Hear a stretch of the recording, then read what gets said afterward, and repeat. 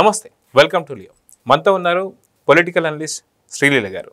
నమస్తే అండి. నమస్తే అండి. గతంలో మనం విన్నాం ఏంటి అంటే బావ కళ్ళల్లో ఆనందం చూస్తానికి ఓ హత్య. ఆ హత్య ఎవరిది ఏంటి అనేది ప్రపంచం మొత్తం తెలిసిందే. అదొక సంచలనం కింద మారింది. పూర్తిగా కేసు ఎలా టర్న్ అయింది, దాంట్లో కూడా ఏదైతే వైఎస్ ఫ్యామిలీకి సంబంధించినటువంటి వాళ్ళందరూ కూడా దీంట్లో నిందితులు అని చెప్పి విచారణ కూడా జరిగింది.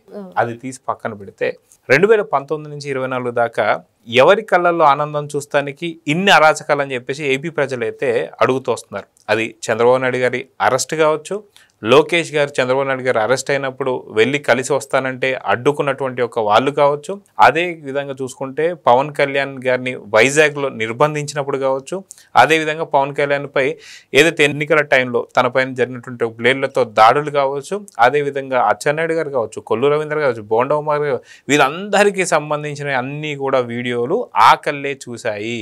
సో ఆ కళ్ళల్లో ఆనందం కోసం అరాచకాలు అయితే జరిగాయి. మొత్తానికి దీని గురించి మీరేం చెప్తారు? ఇక్కడ అదే పార్టీకి సంబంధించిన ఒక ఎంపీ ఆ పార్టీ వాళ్ళే అక్రమంగా అరెస్ట్ చేసి కస్టోడియల్ టార్చర్. మరి ఎవరికి వీడియో కాల్ చేసి చూపించారు? ఏ కళ్ళు అక్కడున్న అరాచకాన్ని కోరుకున్నాయి? ఆ రోజు అందరికీ చూశారు, ప్రతి ఒక్కరికి తెలిసిన విషయం. అసలు అతను ప్రాణాలతో బయటకు వస్తాడా రాడా, ఆయన ఏం చేయబోతున్నారు అనేది. మరి నారా చంద్రబాబు నాయుడు గారిని అక్రమంగా అరెస్ట్ చేసి ఏ విధంగా రాజమండ్రి సెంట్రల్ జైలుకి తరలించి అక్కడ ఉన్న సీసీటీవీ ఫుటేజెస్ని చూసిన కళ్ళు ఎవరివి? మరి అలాగే ఎవరైనా సరే మనం చూస్తున్నాం రాష్ట్రంలో ఎన్ని విధాలుగా ఎవరిని ఏ విధంగా ఇబ్బంది పెట్టినా వాళ్ళ వెనక ఒక వీడియో కాల్, ఆ వీడియో కాల్ చూసిన కళ్ళు ఎవరివి? ఈ రోజున ప్రజలందరూ కూడా ఏంటి ఎందుకు, గతంలో మనం చూస్తే బావ కళ్ళల్లో ఆనందం కోసం చేశాను. మరి చూస్తే మొన్న సురేష్ ఎవరైతే ఉన్నారో అతను మాట్లాడిన మాటలు, మరి అన్న చెప్తే చాలు నేను చంపేస్తానని. మరి ఆ అన్న కళ్ళల్లో ఆనందం కోసం వీళ్ళందరూ చేశారా? ఎవరి కళ్ళల్లో ఆనందం కోసం 2019 నుంచి 24 వరకు మరి ఆ కళ్ళు వెంటాడుతూ వేటాడుతూ ఎంత మందిని అరాచకంగా, అక్రమంగా, అన్యాయంగా ఇబ్బంది గురి చేసి ఈ రోజున అవే కళ్ళు ఇంకా అదే విధిగా కావాలి, ఇంకా అట్లాంటివి నా కళ్ళకు కావాలి, నేను చూడాలని కోరుకుంటున్నాయి. ఖచ్చితంగా ఒకరు కాదు, ఇద్దరు కాదు. ఇక్కడ బోండా ఉమ కానివ్వండి, ఎవరైతే కొల్లు రవీంద్ర గారు కానివ్వండి, అచ్చెన్నాయుడు గారు కానివ్వండి, నారా చంద్రబాబు నాయుడు గారు కానివ్వండి, అదేవిధంగా పవన్ కళ్యాణ్ కానివ్వండి, లోకేష్ గారు కానివ్వండి, ప్రతి ఒక్కరిని ఏ విధంగా వీళ్ళు చూడాలని కోరుకున్నారు అవే కళ్ళు. ఏ విధంగా చూడాలి, ఏ విధంగా వాళ్ళు హింస పడుతుంటే, ఇబ్బంది పడుతుంటే ఆ కళ్ళు ఆనందపడాలి. మరి అక్కడ ఉన్న పక్క వాళ్ళు కూడా ఆనందాన్ని వాళ్ళకు చూపించడం కోసం వీళ్ళేం చేశారు? మనం చూస్తే పిఎస్ఆర్ ఆంజనేయులు, మరి ఇట్లాంటి విషయాల్లో అవే కళ్ళని ఆనందం పరచడం కోసం వీళ్ళ సహాయ సహకారాలు, ఐఏఎస్లు, ఐపీఎస్లు, ఎస్ఐ కానిస్టేబుల్ దగ్గర నుంచి ఐపీఎస్లు, ఐఏఎస్ల వరకు కూడా ఆ కళ్ళల్లో ఆనందం కోసం సకల ప్రయత్నాలు చేసి కుటిల కుతంత్రాలన్నీ కూడా పన్ని రాష్ట్రాన్ని సర్వనాశనం చేయటానికి వీళ్ళు ఈ రోజున ఎన్నో ప్రయత్నాలు చేసి చేసి చేసి 20 ఏళ్ళు వెనక్కి తీసుకెళ్ళిన అవే కళ్ళు ఈ రోజున ఏం చేస్తున్నాయి అని అంటే ఖచ్చితంగా అదే విద్వేషపూరితంతో విషం కక్కుతూ ఇంకా కూడా ఒక విధ్వంసాన్ని చూడటానికే కోరుకుంటున్నాయి తప్పించి ఎక్కడా కూడా పచ్చగా నవ్వుతూ కళకళలాడుతూ ఉంటే చూడలేని అవే కళ్ళు ఈ రోజున ప్రతి ఒక్కటి అంటే ఇక్కడ మత విద్వేషాలు రెచ్చగొట్టే విధంగా అవే కళ్ళు కోరుకుంటున్నాయి. జాతిని, కులాన్ని వేరు చేసి కుల రాజకీయాలను తీసుకొచ్చే అవే కళ్ళు కోరుకుంటున్నాయి. ప్రతి ఒక్కటి ఈ రోజున చూస్తే తండ్రి చావును కూడా ఆ రోజున ఆస్వాదిస్తూ సంతకాల సేకరణ చేసినాయి అవే కళ్ళు. మరి బాబాయి చావుకు గురైపోయి అది గొడ్డలిపోట, మరి రక్తపు వాంతుల గుండెపోట అంటే ఎంతో ఆనందంతో నారాసుర రక్త చరిత్ర అని రాయించింది అవే కళ్ళు. మరి ఈ రోజున చూసుకుంటే ప్రజలందరూ కూడా కోరుకుంటుంది ఒకటే, అవే కళ్ళు ఈ రోజున బయట ఎందుకు ఉండాలి, జైల్లో ఎందుకు ఉండకూడదు? మరి వాళ్ళు జైల్లోనే ఉండాలి, నలుగురిలో ఉండటానికి వాళ్ళకి హక్కు లేదు.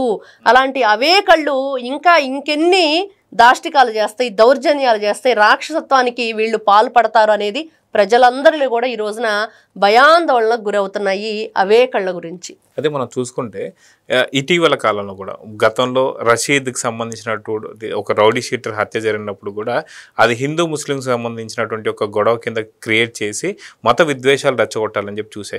మొన్న ఈ మధ్య చూసుకుంటే పాస్టర్ ప్రవీణ్ గారికి సంబంధించి అది యాక్సిడెంట్ అని చెప్పేసి వాళ్ళ వైఫ్ జెసికా కావచ్చు, వాళ్ళ బ్రదర్ కిరణ్ కూడా ఒప్పుకున్న తర్వాత పోలీసులు చాలా చక్కగా చేశారు, చూశారు, దానికి సంబంధించి నివేదిక ఇచ్చారని చెప్పిన తర్వాత కూడా ఇప్పటికీ కూడా కొంతమంది తండ్రి కొడుకులు కూడా దానిపైన మత విద్వేషాలు రెచ్చగొడటానికి ప్రయత్నిస్తున్నారు. ఆ పార్టీకి సంబంధించిన ఆ కళ్ళే చూస్తూ వస్తున్నాయి.